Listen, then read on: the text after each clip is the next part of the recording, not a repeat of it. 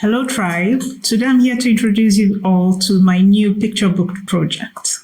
It's a series of African folktales I started compiling since last year. And good news, very soon the first one will be released, and the title is, drum rolls, How the Tortoise Broke Its Shell. How did I get started? In 2018, actually, I published my first children's picture book. I have a copy here. It's Gizzo the Cunning Spider.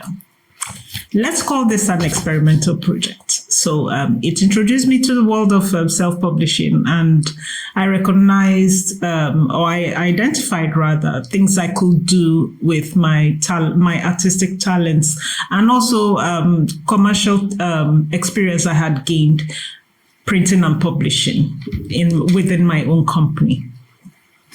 Then in last year, 2022, I think it was late 2021, I was on Facebook, my usual street. I'm sure you know it from my last video. I was on Facebook, and I had this self-publishing group I had joined, run by the wonderful April Cox, and there was this announcement. If you want, her course is worth $1,000. That's the basic course.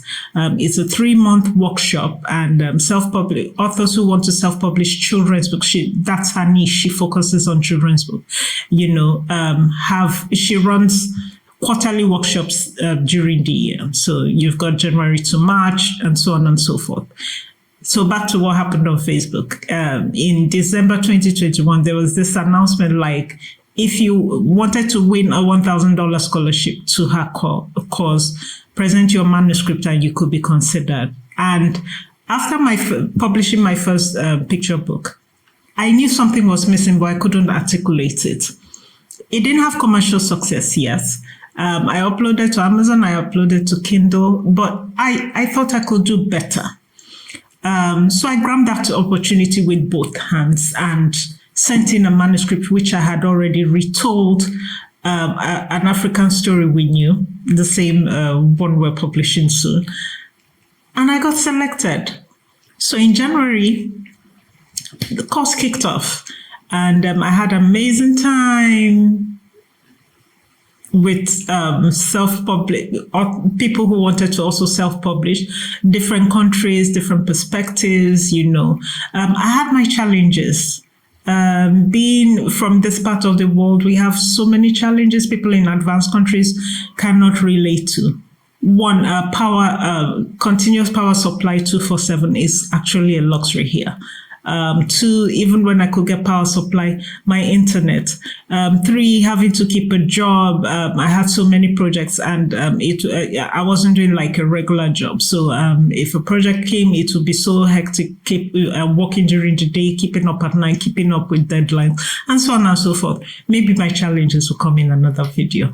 So the major thing is, this is a year later. I know many of my classmates have gone on to publish their own books. One particular one has even gone on to publish, I think, her second, or it's like she's done even almost 3 books. But that's by the way. The good thing is, or the best part of it is, my book is now ready. We're soon going to publish. If you need to if you need to be in touch, you stay glued to this channel or follow me on any of my social media handles. But you could also click the link at the bottom of this video, and you will be directed to my email opt-in. And in that opt-in, you'll get 2 free gifts. I'm not going to spill. So you get 2 free gifts, and we're going to keep you updated so that once the book is available on Amazon, you're good to go. Okay, so back to the question, why African folktales? This is the first in a series of videos I'm going to make. So why African folktales? The question isn't why African folktales. The question is, why not African folktales?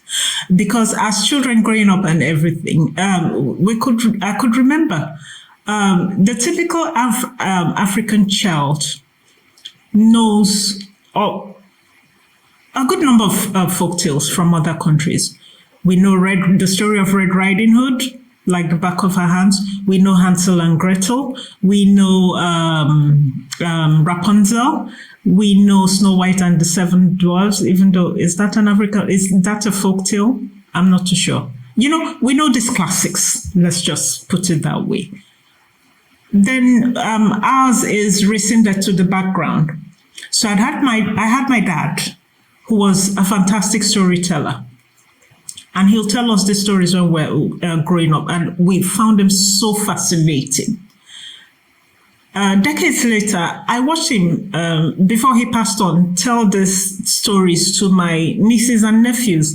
And I could see those, how children, their eyes like round up like saucers. They are so excited listening to these stories, and he could use it to make them do anything, make them behave properly. Well, I'm going to tell you a story. If Grandpa is going to tell you a story, you better behave yourself. So these stories are fantastic. In fact, a member of my team, when we were discussing the sale, and this is not to say it in a bad way, when we're discussing the marketing, not the sale of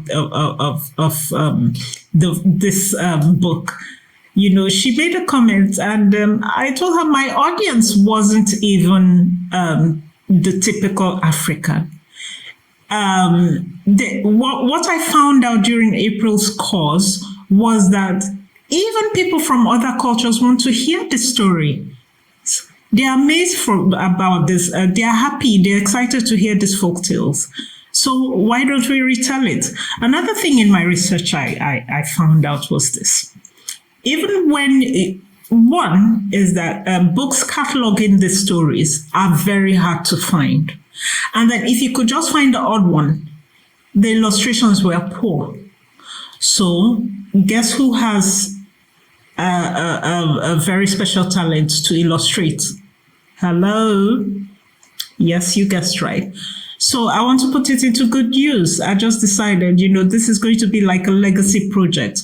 Let kids around the world read African stories. Adults reading it to your kid is filled with laughter. The kid also laughs about them. So much humor infused into the story. So why are we burying them? Why are we not bringing them to the forefront, to the international market, to the world, so children could read this?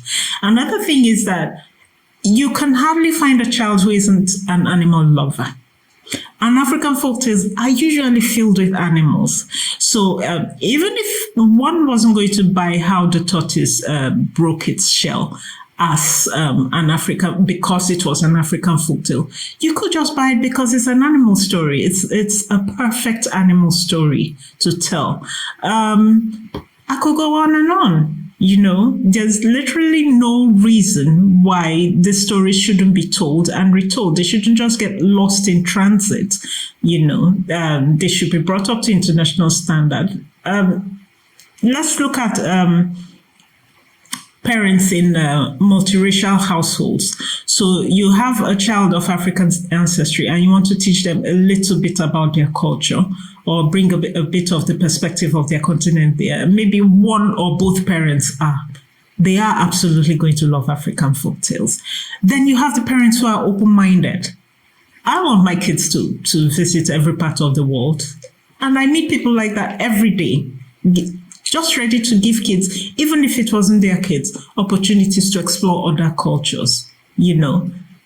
The stories are great. They are great. They represent a part of our culture, something to take away, even if you weren't going to fly first class to Africa or go on a safari in Kenya somewhere. You could read the stories. It's an alternative, So that's it. I could go on and on and on. The reasons are enormous. These stories are beautiful. These stories have been buried underground for far too long. We think over here, I think there's this misconception that we've read them, we've heard it all, but we never think about other people who haven't. So, like I said, I've picked on the torch. I'm going to pass the torch for children around the world to read these stories. Great stories. It shouldn't be buried. That's about it. In the next video, we're going to discuss the cover. So you'll see me make the cover, create the cover live, and I'll discuss the concept behind the cover and show you what it eventually became. Thank you. Subscribe.